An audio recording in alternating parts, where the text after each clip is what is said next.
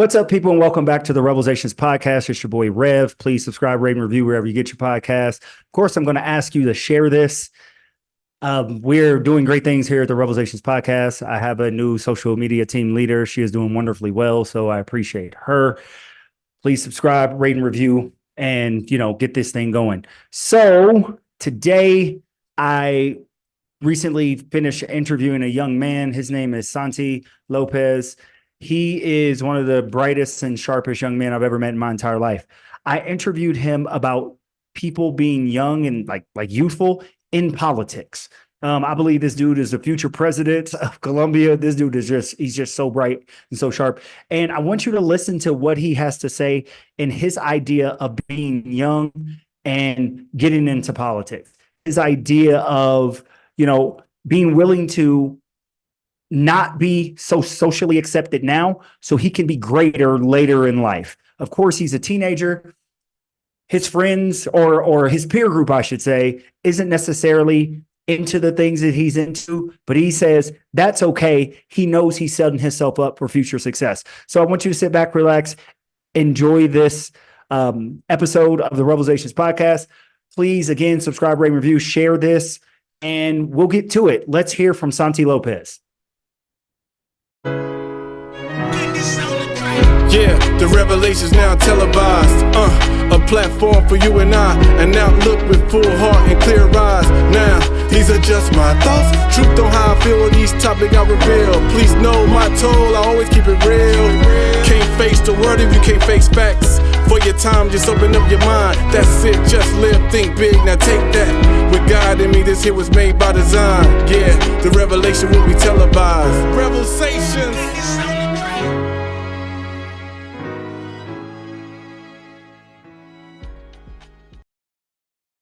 Welcome back to the REVELSations Podcast. I have Santi Lopez, a student at TCS in Medellin, Colombia. How are you today, man? Hi, Rev. How are you? Great to be here and on such a nice afternoon. And I think this is going to be a very good opportunity for us to talk about topics that both unite us and that I'm sure we're both passionate about.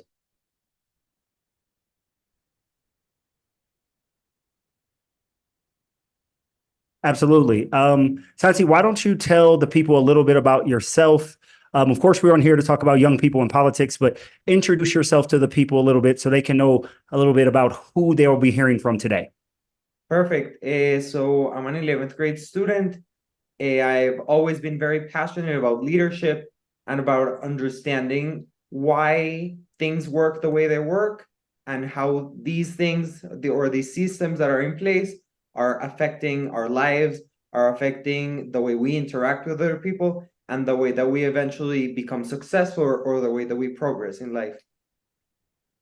Yes, absolutely. And I remember when I first got to TCS back in 2021, you were one of the first students I've actually had like real conversation with, and we began to talk about politics. And I was amazed that someone who was in the 9th grade at the time, now you are in grade 11, was so interested in politics. So where does that come from? That interest that you have in politics, is it something that you've developed on your own, your parents? Like, where does it come from? So I think there's many things that can take an individual to get to politics. Like personally, my grandparents have been more involved in the political environment than my parents per se. Okay. I've never had like this type of pressure that exists in like so many different places to like you have to like politics. And so like what happens in political families, for example.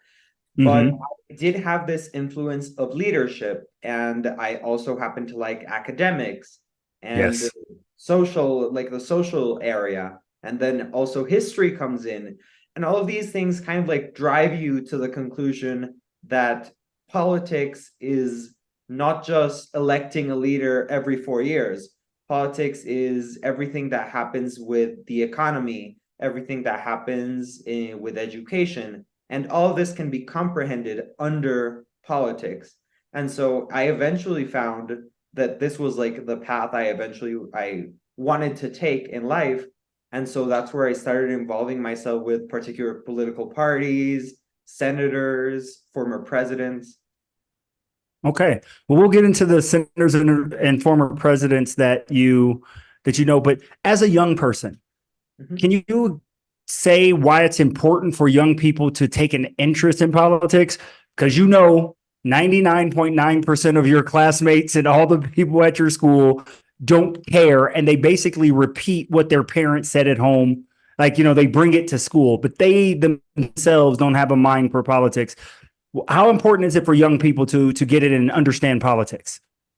I think the importance is very big, especially considering that this system of you inheriting your parents' beliefs has been effective in the past, because in the past change was slower.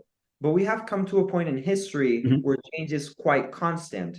And these political beliefs don't necessarily have to change, but they do have to adapt themselves to the situation. And so, Okay. as people that are being exposed to pandemics, to wars, to social conflict, we should always be conscious that politics is going to be most of the time the way in or the way out of conflict. And so, Oh, if we wow. understand politics, we can avoid conflict or we can learn how to manage it. I think that's impressive. I've never thought about it that way. Politics can either get you in or out of conflict. No, I agree. And yeah, you have taken an interest as a young person. And so what is that? I guess in a way, it sets you apart from a lot of your classmates when you want to have intellectual political conversations. They want to have conversations about what's going on this weekend and how trash or how wasted they're going to get, right? Because that's the conversations that teenagers like to have.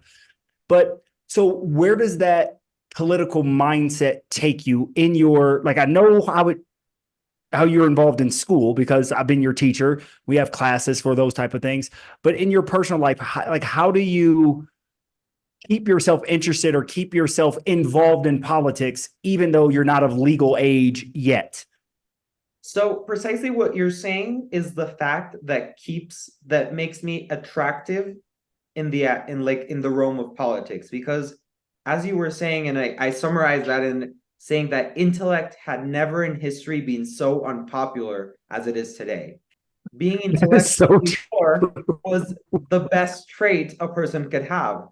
Today, intellect is considered, I think, to a degree, stupidity, and that doesn't make sense.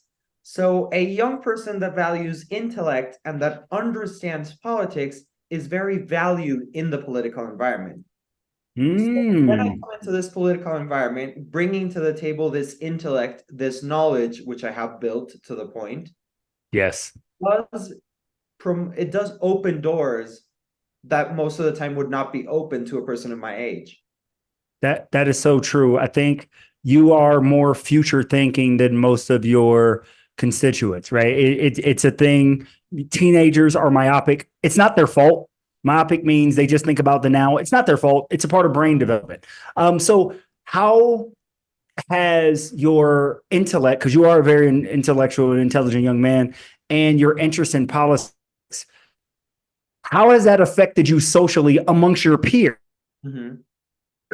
I understand to get you into certain rooms politically, but you're a teenager, man. I mean, you have peers. How does that play out with your peers and your interactions with them?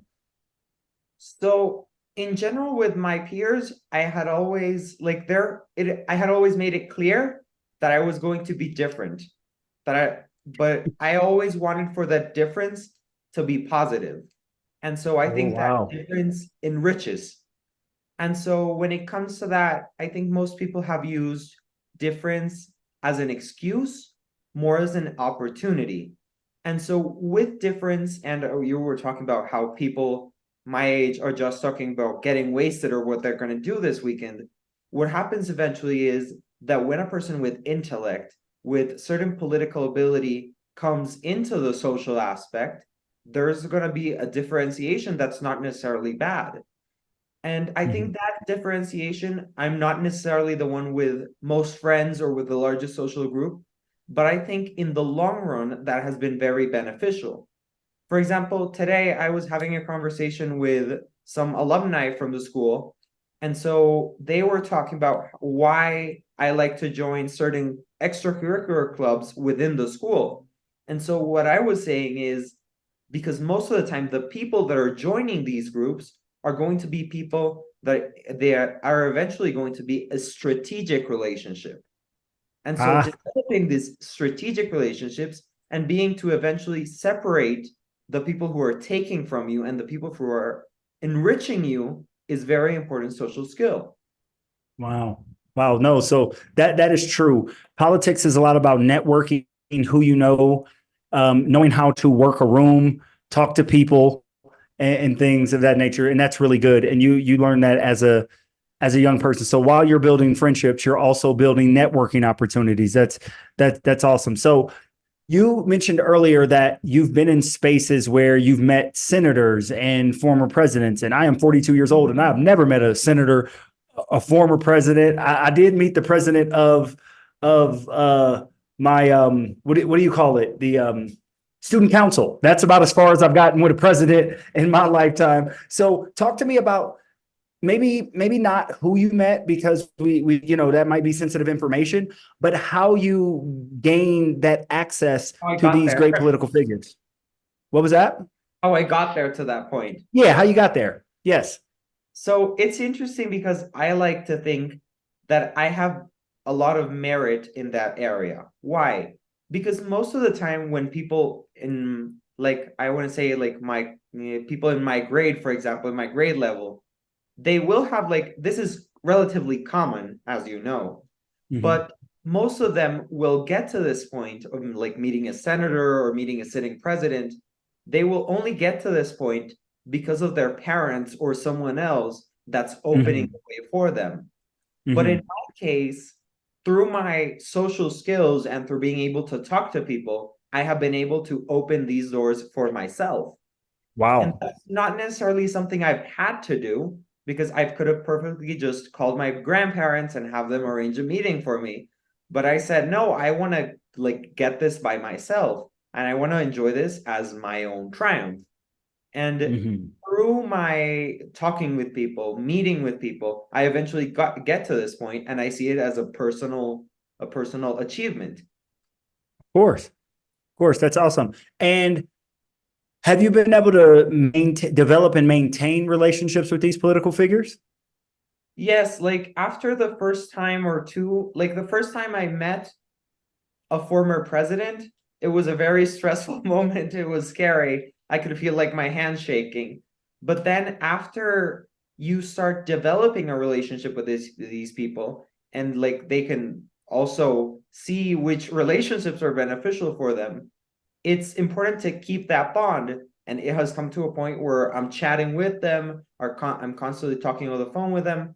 And so this enriches both of our intellects, because conversation is enriching, especially conversation that it's with people who know about the field you're interested in. Because if you're talking Mhm. with people, and I'm not saying this is bad or that it should not be done at all, but if you're only talking with people about getting wasted or about these type of things, that conversation is not enriching you, it's taking away from you.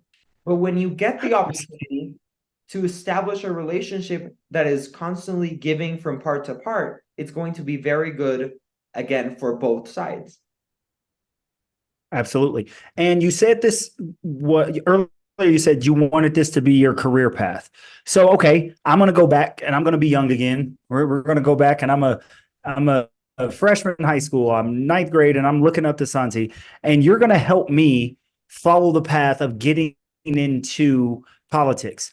What should I be looking for? What should I try to do? And then even beyond that, double question here. When you go to college, what are you looking for? What classes are you looking to take? What educational path are you getting to take to get you into your career path that you want?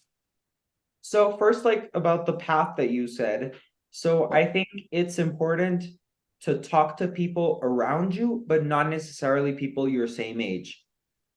Most Oh, people will okay. ignore most of the time figures like grandparents. And I see like the grandparent is probably the second most important figure in the education of a child, because a Oh, wow. grandparent has a lot of experience, and being able to share this experience via conversation, via photographs, is going to be able to give you enough knowledge to start opening different paths for you. So many people, for example, haven't sat down to talk to their grandparents. It's very important to sit down, talk to your grandparents. And for example, I was talking to my grandpa one day and he says, "Oh, when I was working as a doctor, I met this person. And so then what did you talk about with this person? And then how did you get to that person?" And with these tips or these tricks, you're going to be able to follow a similar path to the path through politics. Wow, it's amazing. And so, what when you think about the next couple of years? So next year, you'll be thinking more about college, getting into colleges, universities, accepted. What type of major or what type of degree will you be seeking that will help you gain more credentials to become this future politician that you want to become? So I personally want to study here in Colombia.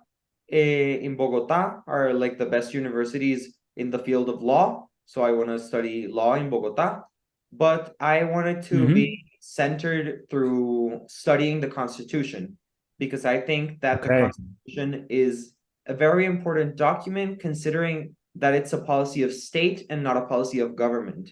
Because it's important, very important to have the distinction very clear, because the state is a structure. The state is not changing. What is changing is the government. That's what we change every 4 years. But I think that in order for there to be a successful government, there has to be a very stable state. Absolutely. And I'm happy you explained that. I actually, I majored in history, of course, but my minor was in political science. And while I know the process of politics, I don't personally like it, because there's a perception, and it's sort of true, that politicians are crooks, man. Like we know we can't trust them. So what is your motivation for getting into politics? What is your why? Why do you want to do it? It's not just because it's interesting. Mm-hmm. What change do you want to affect or see? I would like to go into it because I think that I personally, with my experience, my intellect, I can do a real service to my country. And there's a lot of areas for improvement in Colombia. Colombia right now is going, like, in the last 20 years have been politically unstable. Actually, like, the whole Colombian history has been very unstable politically. But I think that Colombia has a very good base for what could become a great country. We have very good natural resources. Mm-hmm. People here are hardworking. We have access to the Atlantic and the Pacific. We have a very good location in terms of geography. And so I think all of this potential the country has is being lost because we are stuck in a belief that politicians are just corrupt, like what you were saying. And so what I think is most people get to that point. So most people will just say, oh, politicians are corrupt, I'm not getting involved with them, or I'm not believing in any of them. But even though there are some corrupt politicians, there is a distinction between what is a corrupt politician and what is a person that is serving the people, a person that is actually there to serve the country. And here comes another personal belief, and it is that the people of a country are above the president and the government of a country, which is a distinction that has been lost. And so it's very important for people to feel empowered over a government. So I don't feel like a president or a senator should have access to all of these benefits when they are just an employee of the people, and they are there to serve the interest of the people. Absolutely. People should not be afraid of their government. The government should be afraid of the people. I believe that, but it's not like that. Okay, so that makes sense. So you want to get in there and affect change. And you said something. You used two words. You use leadership, and you said a couple of moments ago, servant.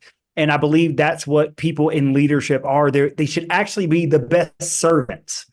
So you are going into it with a servant mindset to lead the people to a greater life. As you said, Colombia has the opportunity to be a greater and better country than it is, and you want to be a part of that. And I think that's fantastic.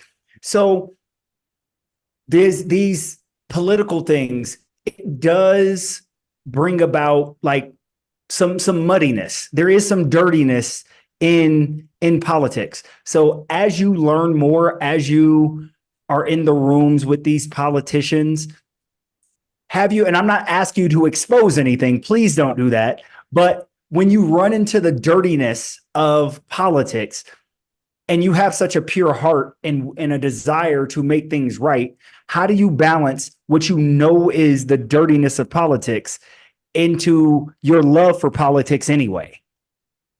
I think that ethics, morals, and values are always going to be the best policy.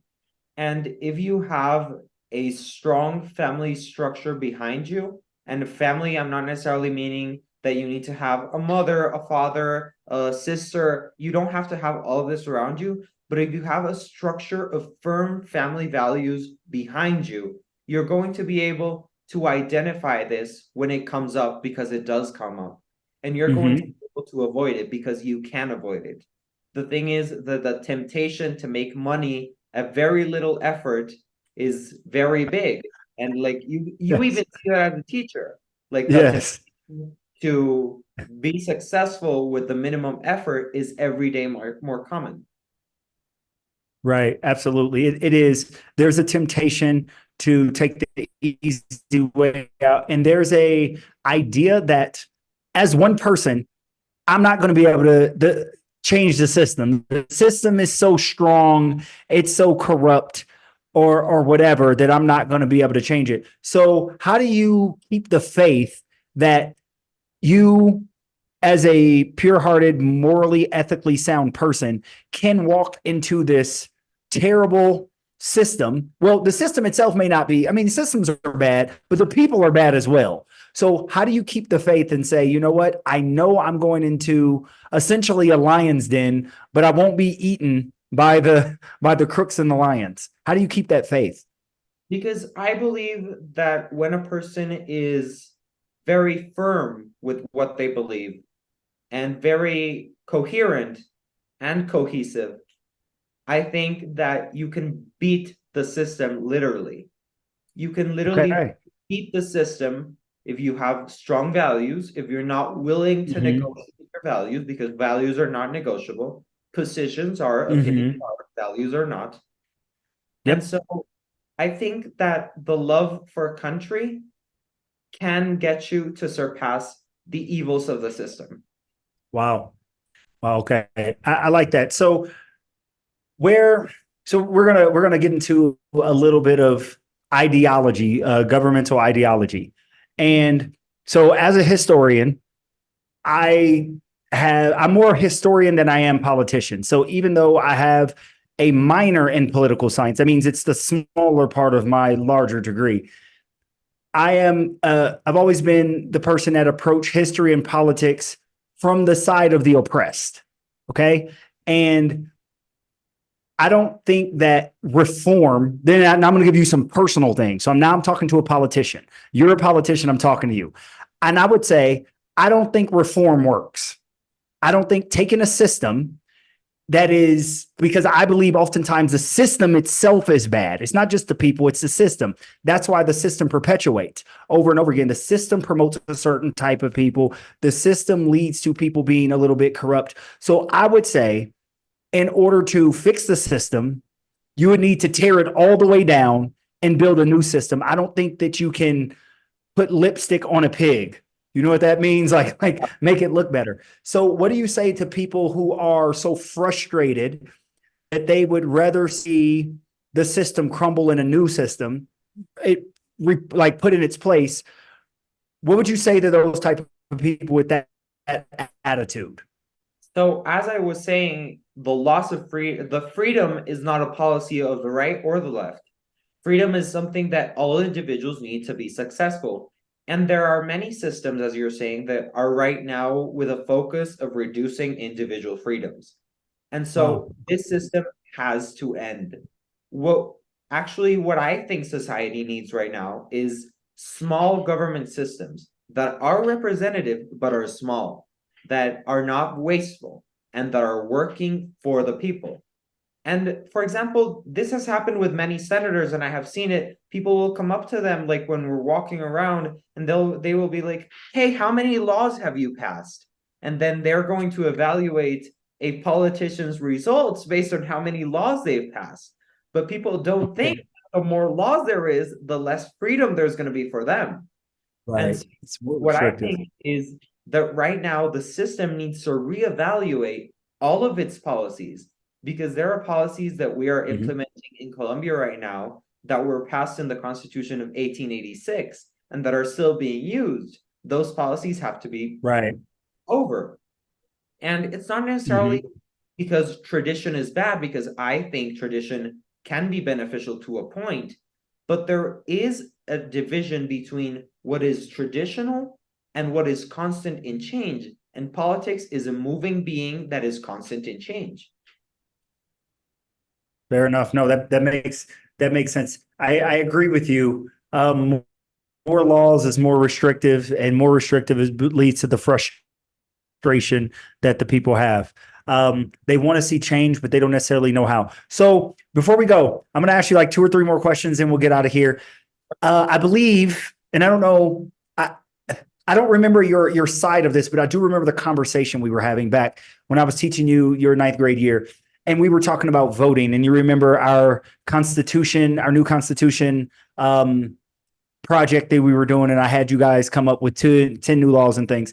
And the idea of voting came up, and some of your classmates were saying that there should only people who are educated should be the only ones that are voting for a system. Voting practices are always a part of a democracy. But they're always challenged.